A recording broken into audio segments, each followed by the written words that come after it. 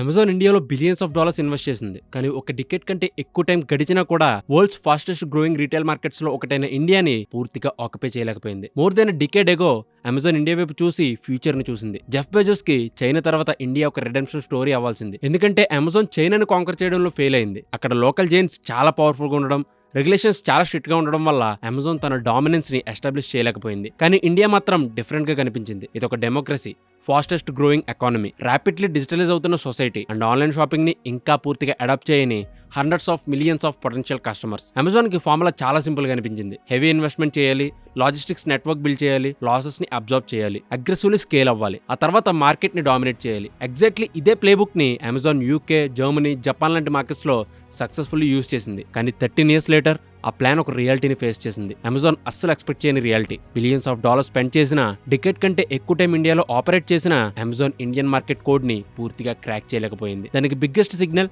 2022లో కనిపించింది. ఆ టైంలో BCCI IPL media rights auction hold చేస్తుంది. ఐపీఎల్ అంటే జస్ట్ క్రికెట్ టోర్నమెంట్ మాత్రమే కాదు, అది world's most valuable sporting properties లో ఒకటి. చాలా మంది అమెజాన్ కూడా బిడ్డింగ్ వార్ లోకి వస్తుందని ఎక్స్పెక్ట్ చేశారు. ఎందుకంటే కంపెనీ అప్పటికే world wide sports rights acquire చేస్తుంది. పైగా క్రికెట్ ఇండియాలో ఒక రిలీజన్ లాంటిది. అలాంటి మార్కెట్లో ఐపీఎల్ రైట్స్ అంటే అమెజాన్ ఎకోసిస్టమ్ ని స్ట్రెంథన్ చేయడానికి ఒక మ్యాసివ్ ఆపర్చునిటీ. కానీ బిడ్డింగ్ స్టార్ట్ అవడానికి కొన్ని గంటల ముందు అమెజాన్ అన్ఎక్స్పెక్టెడ్లీ వాకవే అయింది. చివరికి రైట్స్ డిజ్నీ అండ్ రిలయన్స్ కి వెళ్ళాయి. ఆ డీల్ వాల్యూ $6 billion కంటే ఎక్కువ. ఆ టైంలో ఈ డెసిషన్ ఇండస్ట్రీని షాక్ కి గురి చేసింది. కానీ ఇప్పుడు వెనక్కి తిరిగి చూసినప్పుడు అది అమెజాన్ లో జరుగుతున్న లార్జర్ స్ట్రాటజిక్ షిఫ్ట్ కి సింబల్ లా కనిపిస్తుంది. ఎందుకంటే సీఈఓ యాండీ జాసీ లీడర్షిప్ లో కంపెనీ ప్రయారిటీస్ మారడం మొదలైంది. ప్రాబ్లం ఇన్వెస్ట్మెంట్ లేకపోవడం కాదు, అమెజాన్ ఇండియాలో $1 billion డంప్ చేసింది. రియల్ ప్రాబ్లం ఏంటంటే ఇండియా అమెజాన్ పాస్ట్ లో కాంకర్ చేసిన మార్కెట్స్ లాగా బిహేవ్ చేయలేదు. చాలా కంట్రీస్ లో అమెజాన్ ఇన్వెంటరీని ఓన్ చేసి ప్రొడక్ట్స్ ని డైరెక్ట్లీ కస్టమర్స్ కి సేల్ చేయగలదు. కానీ ఇండియాలో ఫారెన్ ఇన్వెస్ట్మెంట్ రూల్స్ చాలా స్ట్రిక్ట్. అమెజాన్ కి partnerships, third party sellers, regulatory restrictions, policy changes మధ్య ఆపరేట్ చేయాల్సి వచ్చింది. ప్రతి న్యూ రెగ్యులేషన్ కాంప్లెక్సిటీని పెంచింది. ప్రతి పాలసీ చేంజ్ అమెజాన్ ఎగ్జిక్యూషన్ ని మరింత డిఫికల్ట్ చేసింది. కానీ రెగ్యులేషన్స్ మాత్రమే ఛాలెంజ్ కాదు, అమెజాన్ కి మరో పెద్ద ప్రాబ్లం కూడా ఉంది. ఇండియాని అమెజాన్ కంటే బాగా అండర్స్టాండ్ చేసిన కాంపిటీటర్స్. అమెజాన్ గ్లోబల్ స్ట్రాటజీని ఇండియాకి అడాప్ట్ చేయడానికి ట్రై చేస్తుండగా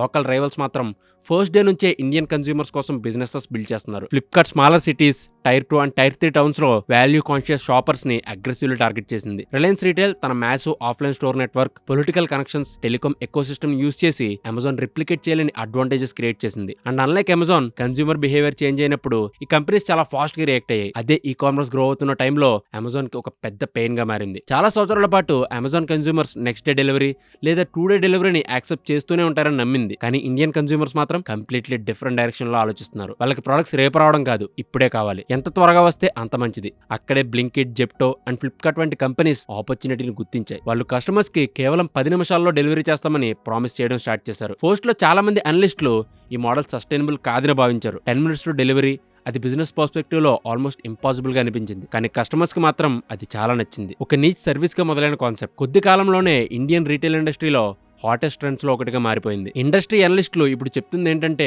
ఇండియన్ కన్స్యూమర్స్ అల్ట్రా ఫాస్ట్ డెలివరీని ఎంత వేగంగా అడాప్ట్ చేస్తారో అమెజాన్ పూర్తిగా అండర్ ఎస్టిమేట్ చేసింది. అమెజాన్ రెస్పాన్స్ ఇచ్చే టైంకి రైవల్స్ ఇప్పటికే మేజర్ సిటీస్ అంతటా huge dark store networks and micro fulfilment centres ని బిల్డ్ చేశారు. వాళ్ళు ఇయర్స్ పాటు ఇన్ఫ్రాస్ట్రక్చర్ బిల్డ్ చేశారు, కస్టమర్స్ హ్యాబిట్ ని షేప్ చేశారు, బ్రాండ్ లాయల్టీని క్రియేట్ చేశారు. అంటే రేస్ స్టార్ట్ అయ్యే లోపే వాళ్ళు ఫినిష్ లైన్ కి దగ్గరగా వెళ్ళిపోయారు. అమెజాన్ మాత్రం 2025లో అమెజాన్ నో పేరుతో 10-minute డెలివరీ రేస్ లోకి ఎంట్రీ ఇచ్చింది. కానీ అప్పటికీ కాంపిటీటర్స్ కి ఇయర్స్ ఆఫ్ ఎక్స్పీరియన్స్ ఉంది, మిలియన్స్ ఆఫ్ లాయల్ కస్టమర్స్ ఉన్నారు అండ్ ఆపరేషనల్ అడ్వాంటేజ్ కూడా వాళ్ళదే. ఇది అమెజాన్ కి మరో రిమైండర్ అయింది. ఇండియాలో స్పీడ్ మ్యాటర్స్ అండ్ చాలా సార్లు గ్లోబల్ ఎక్స్పీరియన్స్ కంటే లోకల్ అండర్స్టాండింగ్ ఎక్కువ వాల్యుబుల్ అవుతుంది. కానీ క్విక్ కామర్స్ మాత్రమే అమెజాన్ కి ఎదురైన సెట్ బ్యాక్ కాదు. కొన్ని కేసెస్ లో అమెజాన్ సక్సెస్ కి చాలా దగ్గరగా వచ్చి చివరి క్షణంలో ఆపర్చునిటీస్ ని కోల్పోయింది. అందులో biggest example future group story. ఇండియాలో stronger physical retail presence build చేసుకోవడానికి అమెజాన్ ఫ్యూచర్ గ్రూప్ తో కలిసి పనిచేయడానికి ట్రై చేసింది. ఆ డీల్ అమెజాన్ కి చాలా ఇంపార్టెంట్. ఎందుకంటే ఫిజికల్ రీటైల్ నెట్వర్క్ ఇండియాలో ఇప్పటికీ ఎనార్మస్ పవర్ కలిగి ఉంది. ఆన్లైన్ కామర్స్ ఎంత గ్రో అయినా ఆఫ్లైన్ రీటైల్ ఇన్ఫ్లుయెన్స్ ఇంకా చాలా పెద్దది. అమెజాన్ ఫ్యూచర్ గ్రూప్ ద్వారా ఆ అడ్వాంటేజ్ ని పొందాలని అనుకుంది. కానీ సిచ్యువేషన్స్ ఊహించిన విధంగా మారాయి. చివరికి ముఖేష్ అంబానీకి చెందిన రిలయన్స్ ఫ్యూచర్ గ్రూప్ అసెట్స్ పై కంట్రోల్ సాధించింది. అమెజాన్ చూస్తూ ఉండగానే ఆ ఆపర్చునిటీ తన చేతుల నుంచి జారిపోయింది. అదొక్కటే కాదు, కొంతకాలం తర్వాత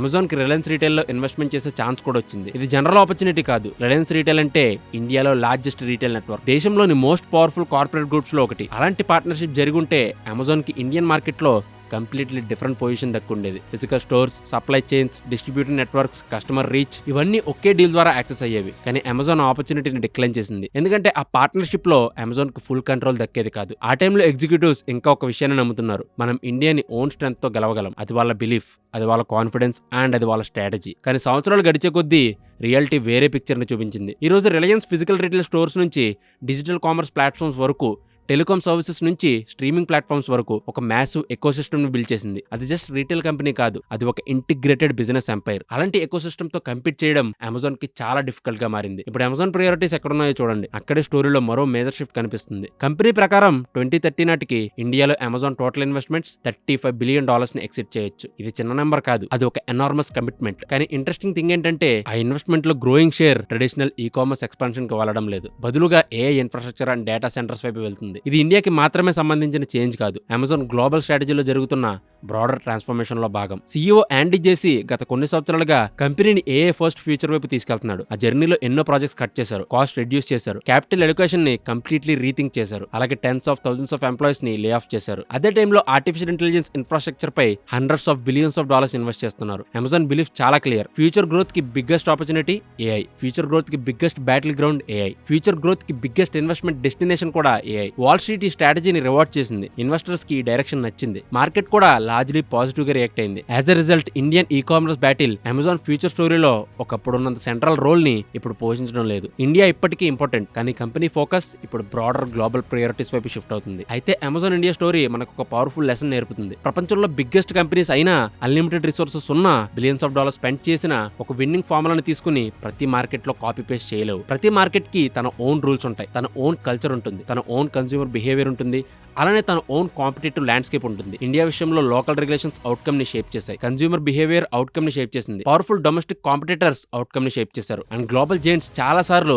అండర్ ఎస్టిమేట్ చేసే లోకల్ రియాలిటీస్ చివరికి ఎంటైర్ గేమ్ ని మార్చేశాయి. అమెజాన్ కి ఇండియా ఇప్పటికీ వరల్డ్స్ మోస్ట్ ఇంపార్టెంట్ ఆపర్చునిటీస్ లో ఒకటి. Young population, rising incomes, growing middle class, cheap internet access, massive smartphone adoption, UPI lead digital payment revolution. ఈ factors అన్ని ఇండియాని ఫ్యూచర్ రీటైల్ పవర్ హౌస్ గా మార్చాయి. కానీ అదే టైంలో ఒక డికేడ్ కి పైగా ఇన్వెస్ట్మెంట్ చేసిన తర్వాత కూడా అమెజాన్ కి ఇది వరల్డ్స్ టఫెస్ట్ బ్యాటిల్ గ్రౌండ్స్ లో ఒకటిగా మిగిలిపోయింది. జెఫ్ బెజోస్ ఒకప్పుడు ఇండియాని అమెజాన్ నెక్స్ట్ గ్రేట్ కాంక్వెస్ట్ గా ఊహించాడు. అమెజాన్ చైనాలో సాధించలేకపోయిన విజయాన్ని ఇండియాలో సాధిస్తుందని నమ్మాడు. కానీ ఈ రోజు రియాలిటీ చాలా డిఫరెంట్. ఇది just Amazon versus market story కాదు, ఇది global strategy versus local reality story. ఇది billions of dollars versus consumer behaviour story. And most importantly ప్రపంచంలోని మోస్ట్ పవర్ఫుల్ కంపెనీస్ కూడా ఇండియా లాంటి మార్కెట్ ని అండర్ ఎస్టిమేట్ చేస్తే ఏం జరుగుతుందో చూపించే స్టోరీ. అమెజాన్ ఇంకా ఇండియాలో ఉంది, ఇన్వెస్ట్ చేస్తుంది, ఫైట్ చేస్తుంది. కానీ ఒక విషయం మాత్రం క్లియర్, ఇండియాని కాంకర్ చేయడం అమెజాన్ ఊహించిన దానికంటే చాలా కష్టమైంది. అందుకే 13 సంవత్సరాల తర్వాత కూడా ఈ బ్యాటిల్ ఇంకా ఎండ్ అవ్వలేదు. Thank you for watching and do subscribe ప్రైమ్9.